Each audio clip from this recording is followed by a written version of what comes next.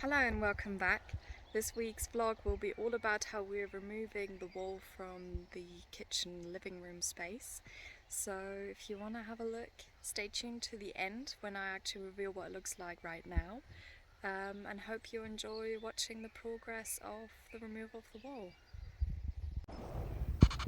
So at the beginning of the week we had the hardcore delivered, as you can see in this video here. So that will be something that we will need to use for bringing the floor up to a manageable height. This will be quite useful, and it's a little bit of a cheaper option than using concrete all the way.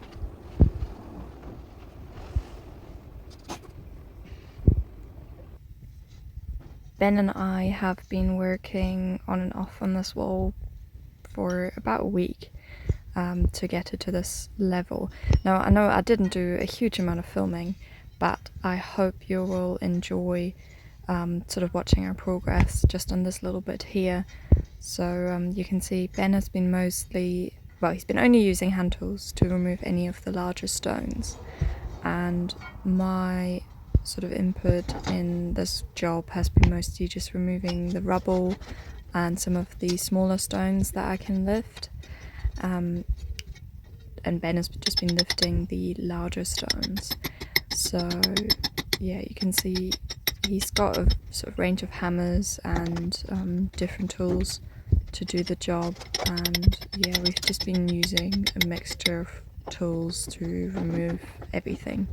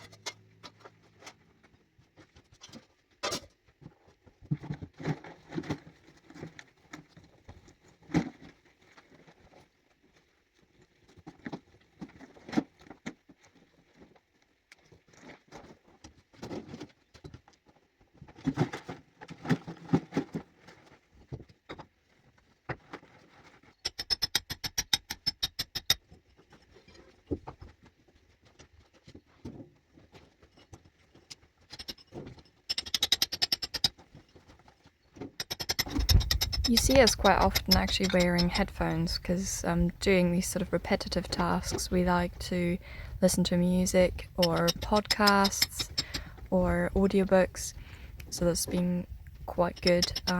Just makes the day go a bit faster, which is great. One of the things that I try to do is, because of a previous back injury, I try to protect my lower back quite regularly when I lift heavier stuff or do repetitive sort of lower lifting.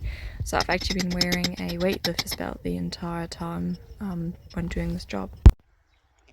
So I'm actually quite excited to show you this because we got a lot done this week. As you can see, the wall's pretty much gone. I'll show you from a different angle. So yeah, you can see we basically took it down all the way from the ceiling layer right down to the floor this week. Now you're probably wondering what this part is about. So while taking the wall down, we started to notice that some of the bigger rocks are actually incorporated in the outside wall. So as it's not a load-bearing wall, so we would be able to take it down, but it would require to basically cut the stones flush with the wall, and it would be a lot of work. And we actually quite like the idea of keeping this as a feature. So we're currently thinking to put the stove flush where my hand is right now, a bit like an L shape, and then use this space a little bit like a countertop, even maybe put a bar on the left hand side and then have the kitchen cabinets on the right hand side. So essentially up to about here, and then you'll still be able to use the stove top and you'll be able to put stuff on it. So yeah, I think we're quite happy with how it's looking at the moment and our progress. So the next thing that we need to do is this space here is where the stove's going to be. So we're actually going to build the area up first, because we're pouring so many different materials such as concrete as well as screed at some point.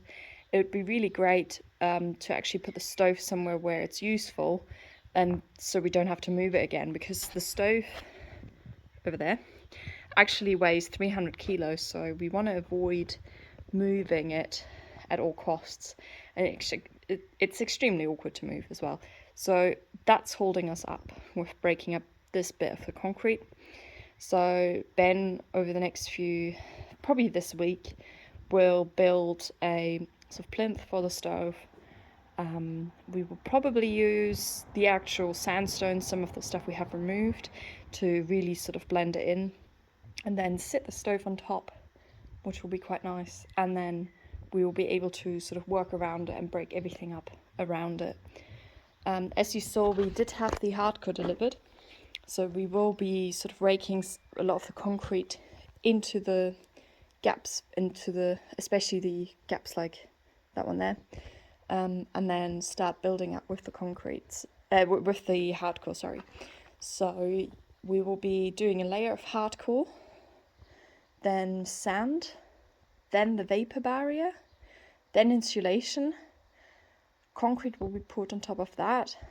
Then on top of that, we're putting the clipboards for the underfloor heating. Then the wet underfloor heating goes into the clipboards, and then the screed gets poured over the top of that. So hopefully this will all be achieved sort of during the summer months, because as soon as we have the floor in, we will actually be able to move in. Hope you enjoyed this week's vlog, and I'm really excited to share this progress with you. Thank you. Bye.